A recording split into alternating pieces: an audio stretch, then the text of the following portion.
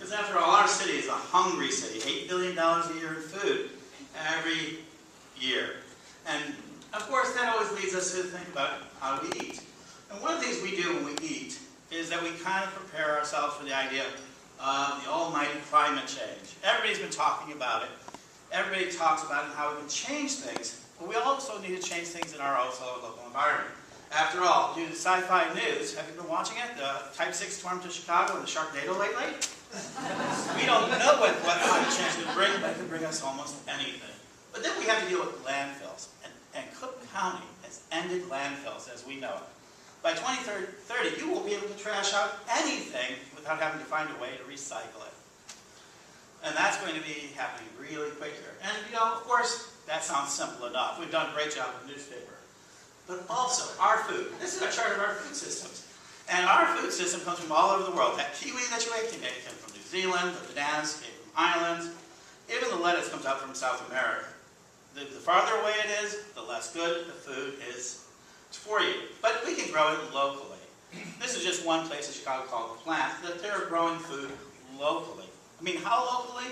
In your neighborhood, in your block, around the corner. And you can grow it anywhere that you want to grow food safely and above ground. And of course, the biggest mess we've got is organic trash. In order to feed a city system, we have to replenish the soil. And we have more than 1 million tons of organic waste going into our landfills, which are closing. And the reason why we have so much organic waste is we've been successful. And one of the biggest parts of it is coffee. Don't we love our coffee? Deep, rich, delicious coffee. But you know, when we make the coffee pot, put it out there, we end up throwing away the best part. It's like cooking the vegetables, you throw away the water. In this case, you're throwing away the best part, coffee. And a little bit of coffee goes a long way. 40 tons of coffee from the downtown area alone is being tossed out every week.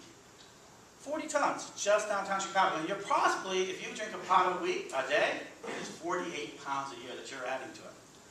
But luckily, if you collect your coffee grounds, your newspapers, and other materials, there's a process called vermiculture that you can throw your material in, and you can have it work like a special black app with nature involved, and feed it to these guys. Now these guys, this is Estonia fiota, or red worm, and they just love to eat and eat and eat.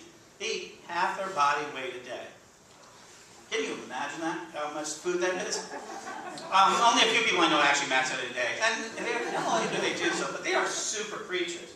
Not only do they eat, do not cause harm, don't have any human disease vectors. So everything they eat, they purify. And most importantly, when they poop out some of the most amazing stuff you've ever seen. This stuff is pure gold if you're a plant. And there you go. And you wouldn't think about it, but 4-year-olds love this. That earthworms don't live in soil, they poop soil. And as Darwin said, every piece of dirt has gone through it. And of course, how fast can they multiply? I'm sorry, did they put corn in this again? And unfortunately, worms have got 2 sexes, but they can't screw themselves, so they have to find somebody to love. And that's okay, because they can double their size in population. Kind of what they need to, because how they roll, they just love it all. They are just a big pile of work. They get these big bundles, and they throw off eggs left and right, 2-3 cases a week, and can double their population in less than 90 days.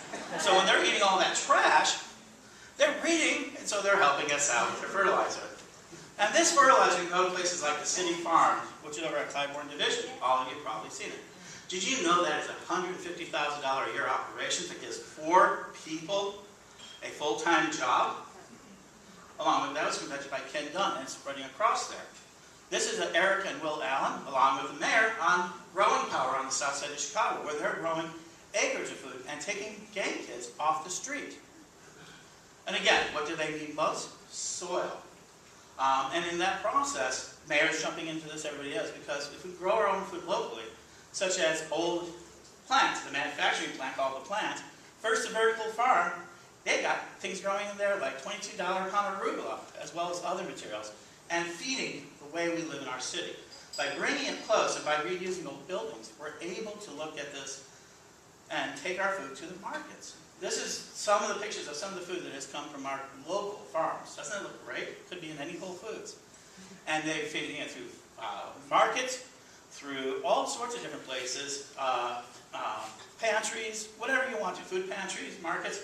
This is uncommon good. The world's greenest restaurant that is here in Chicago. And what do they feed their plants? Worm poop, or vermiculture, or caviar compost, whatever you want to call it. Yes, I like that too. They feed this stuff that's made from your coffee grounds, from your newspapers, from your organic material to feed deserts. These are the food deserts of Chicago, so if we can grow more food locally, if you can take a moment to recycle that coffee cup, we can feed these food deserts and put an end to a lot of problems and make sure that Chicago is a better place to eat.